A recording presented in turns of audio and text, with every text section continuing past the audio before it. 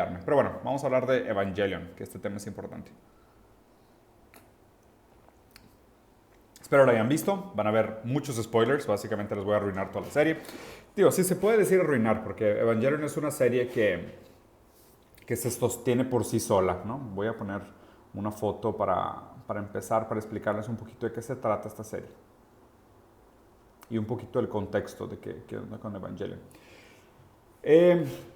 Primero tenemos que entender un poco afuera de la serie Evangelion para poder hablar de Evangelion, ¿ok? Entonces, lo primero que tenemos que entender de esta serie es, como lo dijo Nietzsche, los libros primero se tienen que leer como una autobiografía. Entonces, si tuviéramos tratado de entender de qué se trata Evangelion, cuál es la intención de comunicación de Evangelion, tendríamos que preguntarle directamente al autor.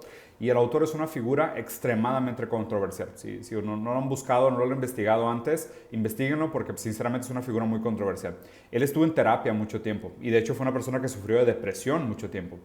Entonces, mucho de lo que él vivió como persona se ve reflejado en la serie. Y además fue una serie que se extendió durante mucho tiempo. El final de la serie no le gustó a mucha gente, dejó a mucha gente decepcionada. Inclusive porque creo que el final de la serie también refleja una etapa de él en su terapia.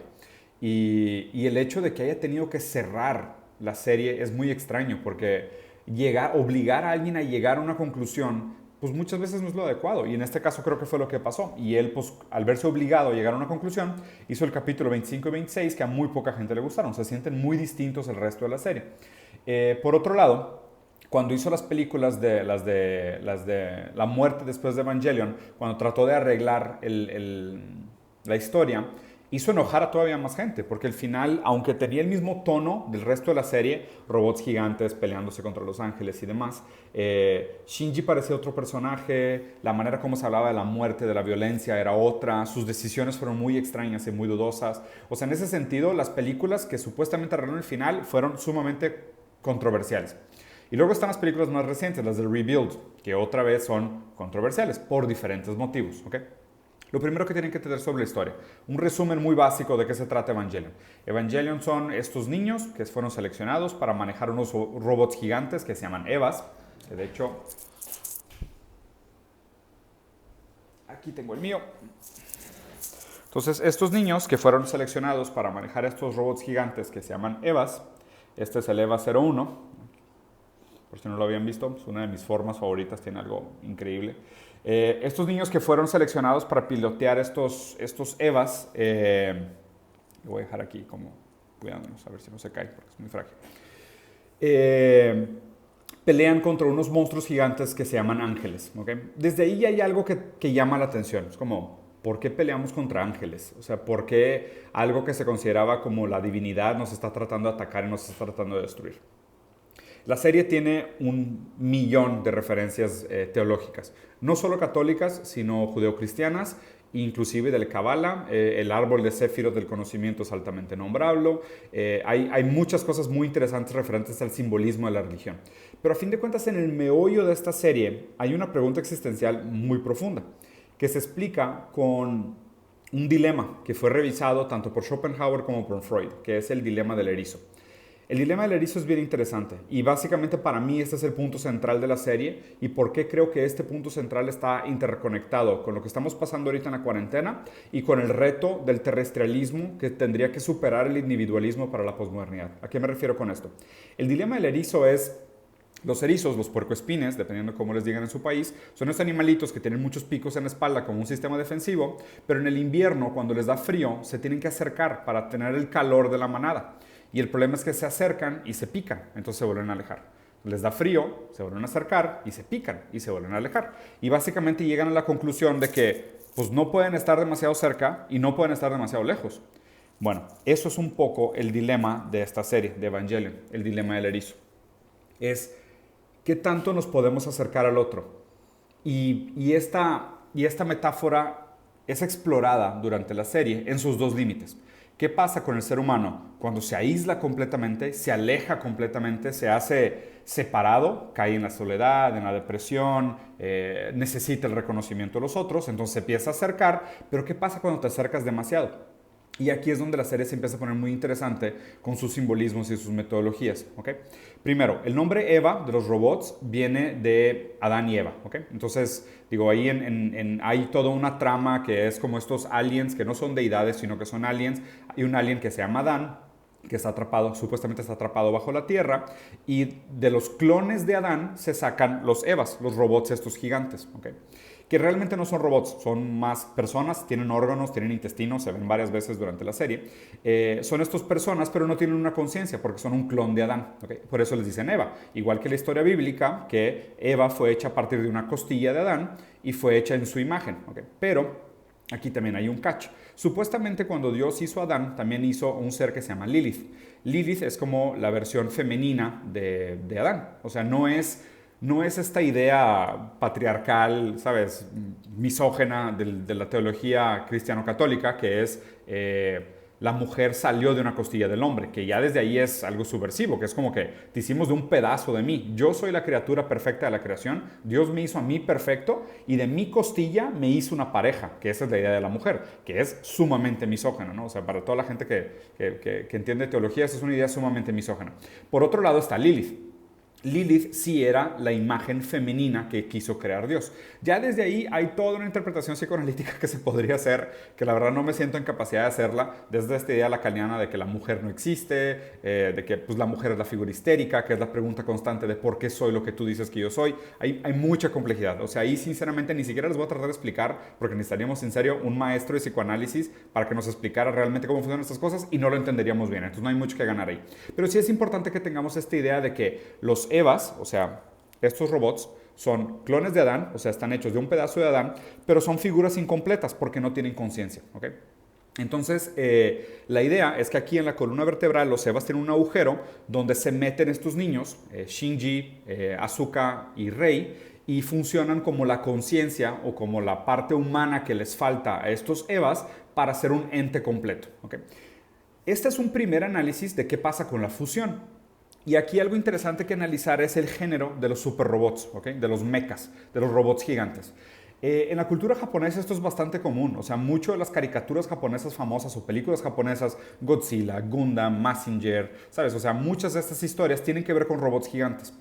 ¿Por qué esta idea del robot gigante? Obviamente tiene mucho que ver también con la guerra, los instrumentos de guerra y las armas de guerra. O sea, obviamente es un rezago muy grande que le quedó a Japón después de la Segunda Guerra Mundial, del potencial destructivo humano, de lo que el hombre es capaz de destruir con estas herramientas que no son humanas, pero acaban funcionando como una extensión del humano. Pero también aquí lo que hacen en Evangelion es hacer esta exploración de decir qué pasa cuando tú te fusionas con esta cosa que es una extensión de tu cuerpo, ¿ok? Y aquí es donde se empieza a poner interesante el análisis del dilema del erizo. El dilema del erizo, a fin de cuentas, es la gran problemática, porque nosotros no somos erizos, nosotros realmente no nos dañamos físicamente cuando nos acercamos. Sí, está el tema de las defensas, cuando te acercas mucho al otro, te topas con cosas que no te gustaría, sus olores, sus hábitos, sus traumas, sus texturas, sus formas. Hay mucho del otro que no queremos conocer realmente. Por ejemplo, es como esta idea de amo a mi novio, pero si tiene diarrea, no me voy a meter al baño con él. ¿Sabes? O sea, hay límites de la intimidad. Y esto es solo un ejemplo práctico. Obviamente está también el hecho de que si tú superas mi barrera de lo que yo percibo como mi individualidad se pierde. ¿Okay? Entonces vamos a suponer, mi cuerpo se acaba donde se acaba mi piel. Si nos juntamos demasiado y nos pegamos demasiado al punto de no distinguirnos, ¿cómo voy a saber yo quién soy yo, dónde acabo yo y dónde empiezas tú? Para que yo exista, para que yo sea yo, tú tienes que ser tú y tiene que haber una división entre tú y yo, porque esta distinción entre el otro y el yo es lo que me da la idea de quién soy. Entonces ahí es donde el dilema del erizo se pone sumamente complejo para el ser humano. Pero, por otro lado, ¿por qué nos sentimos atraídos a las otras personas? Por lo que Lacan llamó la falta. ¿Okay? La idea es que nosotros nacemos con una falta, con un agujero en el pecho, no sabemos qué es y todo el tiempo estamos tratando de simbolizar y significar esa falta. O sea, ¿qué es? ¿Qué hago con ese agujero que tengo en mí? ¿Cómo lo lleno? ¿Okay? Y obviamente durante el transcurso de la vida nosotros simbolizamos y significamos la falta de diferentes maneras. De hecho, supuestamente todo el lenguaje nada más es que una babbling, una mala articulación, un intento que constantemente falla de tratar de darle sentido a esta falta. de, oye, pues ¿qué es esto que siento que me carece? O sea, algo que no tengo, ¿qué es? Hablo de ello, romantizo sobre ello, seduzco sobre ello, me acerco a otras personas sobre ello. Entonces tenemos dos fuerzas antagónicas. Una que es, quiero acercarme y consumir objetos y personas para llenar mi falta. Entonces quiero hacer una introyección, o sea, quiero comerme las manzanas, tomarme mi café. ¿Sabes? Penetrar a mi pareja sexual. Unirme, abrazar a los demás, ¿sabes? Abrazar a mis hijos al punto de quererlos matar de tanto que los abrazo. O sea, tengo ese deseo de llenar esa falta. Y por otro lado, tienes el deseo de ser un individuo, de ser una persona finita. Entonces, pues dependes de separarte del otro. Entonces, al mismo tiempo que te sientes atraído por las cosas y las personas, en unirte a ellas e incorporarlas a ti, que de ahí también hay una lectura bien interesante, la dialéctica, el esclavo y el maestro de Hegel. Por otro lado, también tienes una fuerza antagónica que es mi separación con el universo es lo que me define. Ese es el dilema del erizo. Ese es el dilema del ser humano. Ese es el dilema del individuo. Ese es el dilema central de Evangelion.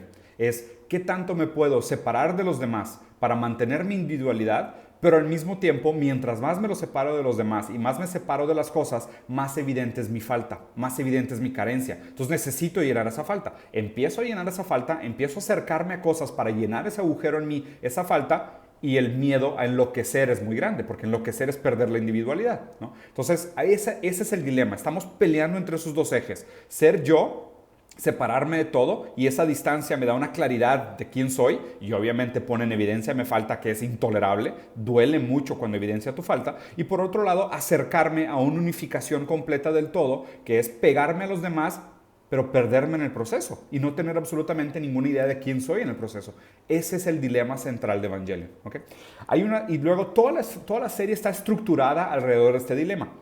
Los personajes principales, Shinji, Asuka y Rei, digo, claramente son interpretaciones del yo, super yo y el ello. Shinji es el yo, es el niño, es el que quiere impresionar a su papá, que tiene este complejo, de repente es débil, de repente es fuerte, tiene dudas, no sabe mucho qué hacer. Asuka es el ello, que es el principio de vida, es el principio del placer, todo hace, todo quiere, goza de su postura y demás. Y Rei es el super yo, que es exactamente la niña, que es un clon de la mamá de Shinji, que es como la versión ideal de quién debería ser un niño según su papá, el general que se me fue, el general Ikari, ¿no? Entonces ya está esta triata del yo, super yo y el ello. Luego lo interesante es que los Evas, que son estos como vessels, que son un clon de Adán, que ya al decirles Eva, ya tienen una postura femenina, o sea, ya tienen una postura de mujer. Luego después en la serie nos enteramos que los tres robots, el Eva 00, 01 y 02, tienen el espíritu de una mujer en ellos. O sea, el Eva 00 tiene el de la doctora, el Eva 01 es el espíritu de la mamá de Shinji, y el Eva 02 es el espíritu de la mamá de Asuka. Entonces, por eso los niños cuando penetran el Eva, y sí, penetra, digo la palabra específicamente, con este tubo fálico que es como si fuera un pene, penetran a sus mamás, se fusionan otra vez con la madre, ¿ok? Ya desde aquí hay una interpretación bien interesante desde el psicoanálisis de que la fusión con la madre lleva a la locura. Más bien, la idea es que el padre entre como figura castrante porque el padre separa al hijo de la madre.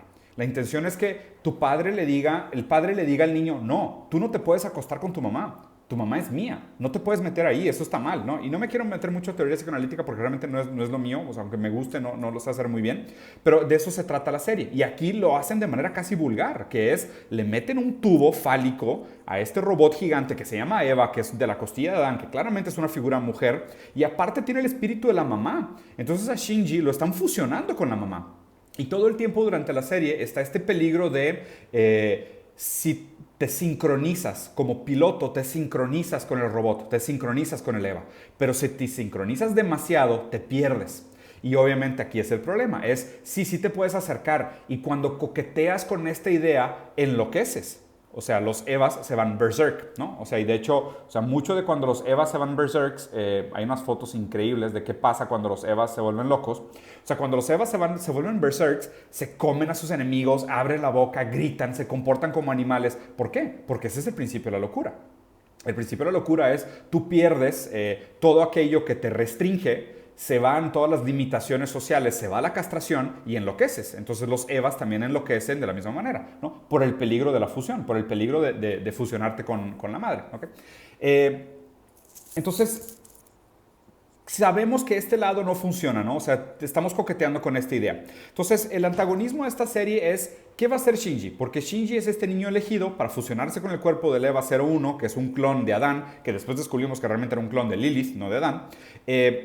Y los ángeles están viniendo a atacar porque ellos saben que si se fusiona el clon del cuerpo de Adán con un niño con Adán, se acaba el mundo y vuelve a empezar el mundo. Entonces hay toda una pelea entre diferentes organizaciones, unas que quieren acelerar este evento, que es el impacto que acaba y reempieza la humanidad, y otros quieren frenar el impacto, que es lo que salvaría a la humanidad, por así decirlo, o dejaría que la humanidad como esté se perpetúe. Luego hay una serie de referencias a los pergaminos del Mar Muerto, que supuestamente son como estas profecías que se perpetúan. SEAL, está NERV, está la tercera asociación, que es esta que se da en la película, pero bueno, aquí hay algo importante. El antagonismo entre lo que quiere Shinji y lo que quiere su padre, ¿ok? El padre de Shinji quiere algo que se llama el proyecto de la instrumentalización humana, ¿ok? Básicamente el proyecto de instrumentalización humana significa vamos a derretirnos todos en un líquido que se llama LCL, que es un líquido primordial, vamos a suponer que es un líquido como el que está dentro del útero cuando tú eres bebé todavía, ¿ok? No le dicen exactamente así, pero esa es la metáfora. La idea es derretirnos a todos en un LCL y fusionar a toda la humanidad. Y él dice, ese es el objetivo, esa es la utopía. La utopía es que no existe el conflicto. Para que no exista el conflicto, tienen que dejar de existir las intenciones individuales. Y además él perdió a su esposa, que era la mamá de Shinji, porque ella se fusionó con el robot con el EVA 01, y la quiere recuperar. Y dice, la única manera que yo la pueda recuperar es que nos fusionemos y todos seamos uno. Entonces, él quiere acelerar este proyecto de la instrumentalización humana, ¿ok? Y pone a Shinji en jaque, como diciendo, Shinji, tú vas a tomar la decisión. Obviamente no lo pone así, trata de manipular todo el contexto para que él tenga diferentes sentimientos emocionales con Asuka, con Rei, con Mitsaku y demás, para que cuando llegue el momento de tomar la decisión, él pueda decir, sí, sí quiero hacer la instrumentalización. Luego, ¿qué pasa en la serie? La serie no es lineal, eso es algo que es importante que sepan. O sea, la serie tiene 26 episodios, luego hay 2 películas, hay un chorro de cánones y como juegos y mangas y historias paralelas y demás, y aparte están las 3 películas de Rebuild. Lo que sí les puedo decir es que la historia es cíclica, o sea, la historia se repite en permutaciones. ¿Por qué? Digo, para empezar desde el principio te dicen que viven en Tokio 3, después del segundo impacto. O sea, es la tercera vez que reconstruyen Tokio porque Tokio fue destruida después de un impacto, ¿ok? Después de que un Eva y un niño se fusionaron con Adán o con Lilith. Pero cada vez que hay esta permutación, pequeñas cosas cambian. Hay pequeñas actitudes en los personajes y pequeños hechos en la historia, en la narrativa, que cambian un poquito el resultado o la dirección de la narrativa. Pero lo extraño es que casi siempre acaban en un impacto, que sucede en promedio a cada 13 o 15 años, ¿no? Dependiendo de cómo esté la fortaleza de NERV o de los demás. Entonces, en las primeras vueltas o en la primera permutación de la serie, que es la serie original, cuando llega Shinji al final y se fusiona con Lilith y con el Eva, le plantean esta pregunta, oye, ¿qué vas a querer hacer? O sea, si quieres nos fusionamos, y de hecho esta pregunta le es planteada ya cuando él está mezclado su conciencia con la conciencia de Rei, ¿no?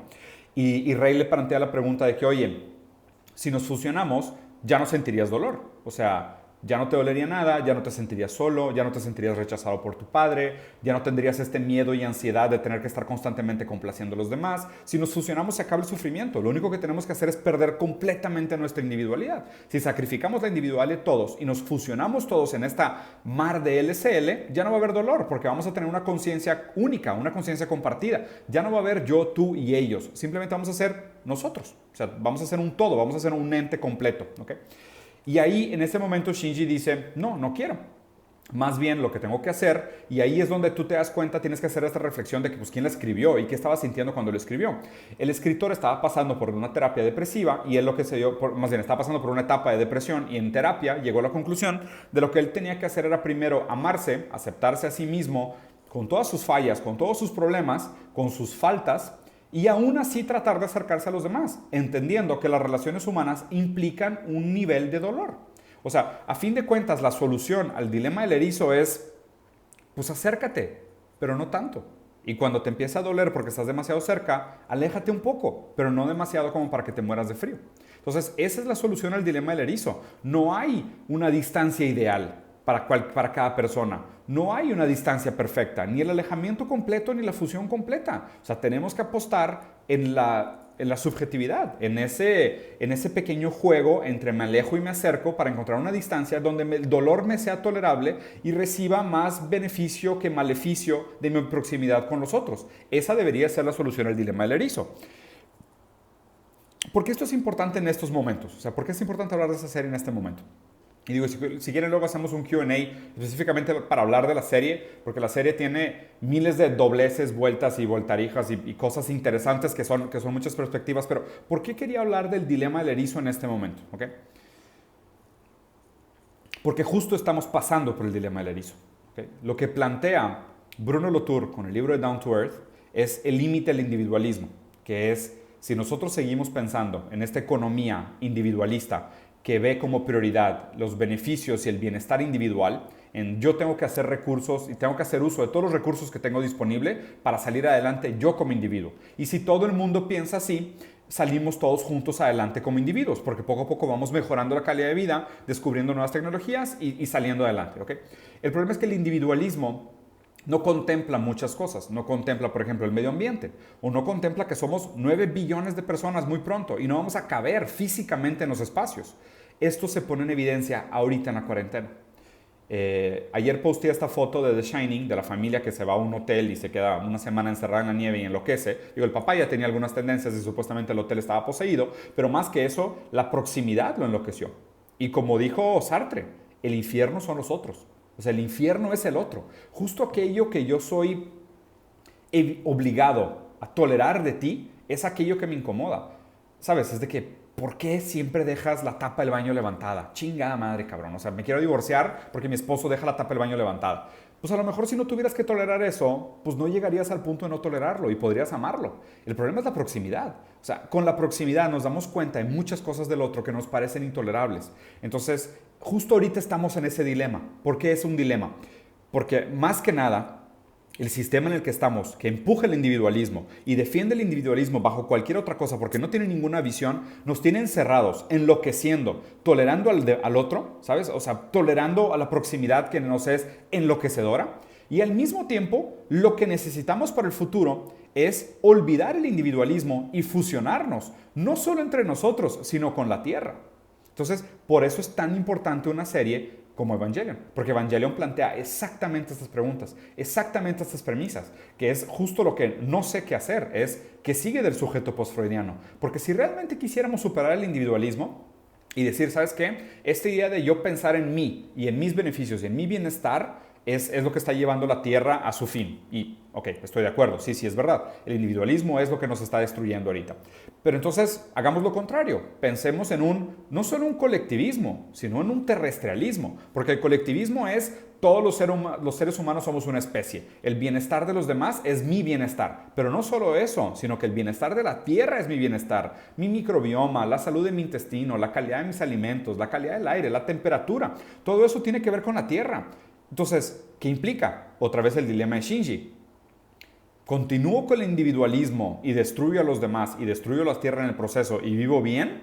¿O me fusiono con la Tierra y me fusiono con los demás y pierdo mi esencia? O sea, pierdo lo que soy. Tengo que sacrificar aquello que creí que me definía. Y ese es el límite del sujeto freudiano. Porque el sujeto freudiano, y lo que expresó muy bien Lacan con el estadio del espejo, es esta idea de que pues yo me constituyo en base a la percepción del otro, a las expectativas del otro, al deseo del otro. Entonces, estamos en un dilema sumamente grave, sumamente complejo. Ahorita, y lo podría desdoblar en muchas teorías filosóficas que lo están analizando, pero ese es exactamente nuestro problema ahorita. Entonces, bueno, ya casi voy a llegar a la media hora. Prometí que no lo iba a hacer demasiado largo, pero la verdad es que esta serie estaba demasiado compleja para no hacerla demasiado larga. Pero quiero que lo piensen. Piensen en el dilema del erizo. O sea, ¿qué tan cerca podemos estar de los otros sin perder nuestra individualidad, sin perder nuestra esencia, aquello que nos hace a nosotros? ¿Y qué tan lejos nos podemos estar de la naturaleza y los demás para poder confortar pues nuestra necesidad de individualidad y al mismo tiempo pues el peligro que es alejarse de los otros y alejarse de la Tierra y al mismo tiempo destruirlas al tratar de protegernos a nosotros mismos? Este es el dilema que nos compete para la siguiente generación. Pero bueno, no tengo respuesta, solo tengo muchas preguntas, espero les haya gustado. Cualquier cosa, mándenme mensajes, DM, a rato lo voy a subir a feed, le voy a editar el principio que estuve saludando nada más para que lo puedan ver otra vez, ¿vale?